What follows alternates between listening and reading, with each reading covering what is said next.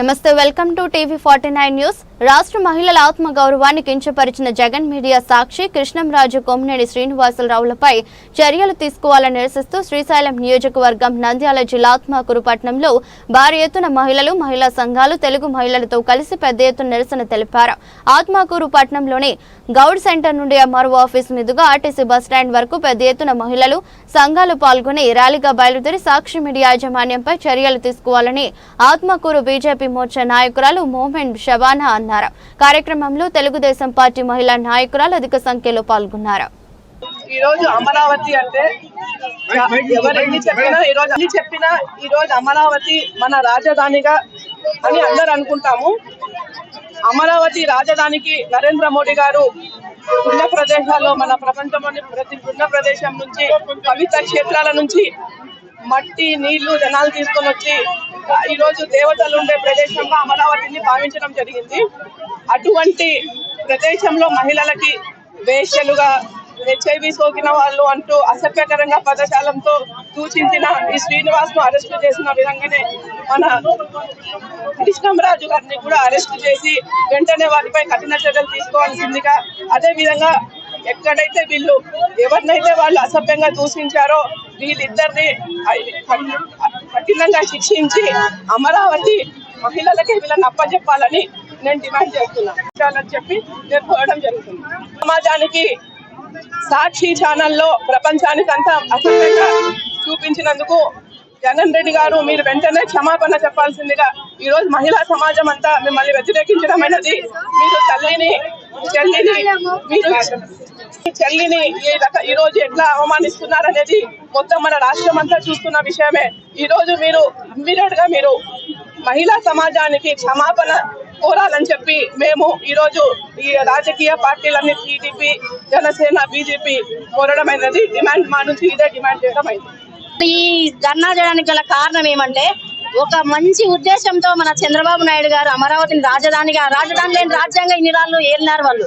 అది మాకొద్దు, మాకు రాజధాని కావాలని చెప్పి ఒక రాజధానిగా నిర్మించుకొని మంచి చేయాలనే ఉద్దేశంతో చేస్తే ఇది ఇంద్రభవనము మాకు దేవతల నిలయం అని చెప్పి చంద్రబాబు నాయుడు చెప్పడం కరెక్ట్। ఎందుకంటున్నానంటే గౌతమి పుత్ర శాతకర్ణి ఏలిన అమరావతి అది ఏ విధంగా అంటున్నానంటే నేను వాళ్ళ తల్లి పేరు ముందు చేర్చుకొని వాళ్ళ తల్లి పేరు ముందుంచుకొని మరి ఆయన రాజ్యం వెళ్ళి అమరావతిని రాజధానిగా చేసుకొని అఖండ భారతదేశాన్ని జయించి ఆ రాజ్యాన్ని వెళ్ళినాడు। అటువంటి రాజధానిని ఈ పనికి వాళ్ళ వెధవలే వీళ్ళు, మంచోళ్ళు అయితే అనరు ఈ మాటలు।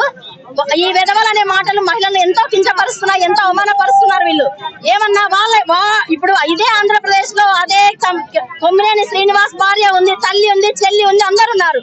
వాళ్ళు కూడా వేసేలా అని అడుగుతున్నాం ఈ సభాముఖంగా నేను। ఎంతవరకు న్యాయం ఇది ఆడవాళ్ళని కించపరచడం? ఇంతే కాకుండా ఆ చుట్టుపక్కల ఉన్న రైతులు ఎంత త్యాగం చేశారో మనం గుర్తించాలి। వాళ్ళు జగన్ వచ్చినప్పుడు వాళ్ళ రాజధాని తీసేసి వాళ్ళ భూములు లాక్కొని ఎంత అవమానపరిచాడు। ప్రతి ఒక్కరు రోడ్డు ఎక్కి ధర్నాలు చేస్తారు, కాలినడకన ప్రతి ఊరు తిరిగినారు। వాళ్ళ శ్రమ ఫలితం ఈ రోజు రాజధాని మనకు వస్తుంది అంటే అది ఎంతో అదృష్టం చేసుకున్నాం మనం।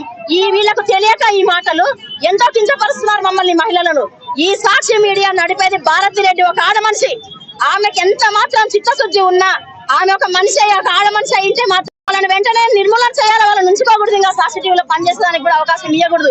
అప్పుడే మేము క్షమిస్తాం వాళ్ళను। వాళ్ళు మాకు బహిరంగంగా వచ్చి ఈ జగన్ గాని, భారతి రెడ్డి గాని, కొమ్మినేని శ్రీనివాస్ గాని, ఇంకొక ఆయన పేరేదో ఉంది, వీళ్ళందరూ కలిసి వచ్చి మాకు క్షమాపణ చెప్తే తప్ప మేము సహించము ఈ విషయం అయితే। ఇక్కడ మాకు బుడ్డ రాజశేఖర రెడ్డి గారు ఆడవాళ్లకు ఎంతో ముందంచ వేసి ప్రతి దాంట్లో మమ్మల్ని ముందుంచుతున్నారు। ఎందుకంటే ఆడవాళ్ళ విలువ తెలుసు కాబట్టి। ప్రతి తల్లి చెల్లి అందరూ ప్రతి ఇంట్లో ఉంటారు, కానీ వాళ్ళ ఇంట్లో ఉన్నారో లేదో నాకు తెలియదు। ఇదే జగన్ రెడ్డి తన రాజకీయం కోసం, తన ఆస్తి కోసం సొంత చెల్లిని తల్లిని కూడా బయటికి నెట్టేస్తాడు। ఇది వెనక తిరిగి చూసుకుంటే వాళ్ళ చరిత్ర తెలియదు కాబట్టి చరిత్రహీనులు వాళ్ళు। అందుకే చరిత్ర గురించి, రాజధానుల గురించి అసభ్యకరమైన వ్యాఖ్యలు చేస్తున్నారు। మహిళలంటే దేవతలతో సమానం। ఇదే భారతదేశంలో మహిళను దేవతగా పూజిస్తారు। ఇది జగన్ కు తెలియదు, ఎందుకంటే తనే ఇంటి నుంచి బయటికి వెళ్ళగొట్టాడు తల్లిని చెల్లిని। కాబట్టి ఈ వ్యాఖ్యలకు ఆయన కూడా స్పందిస్తూ నవ్వుకుంటూ విజాతకత్వ ఆనందాన్ని ప్రదర్శిస్తున్నాడు। అది ఏ మాత్రం మానుకోకపోతే 175 సీట్ల నుంచి 11కు వచ్చినాడు। అప్పట్లో 5 ఏళ్ల పాలనలో ఆయన ఏమి చేసింది లేదు మనకు. కానీ ఒకటి, ఆయన భార్య భారతి ఉంది, చెల్లెలు ఉంది, అందరు ఉన్నారు. కానీ ఆడవాళ్ళని ఎలా కించపరుస్తున్నాడో మనం ఆలోచించాలి.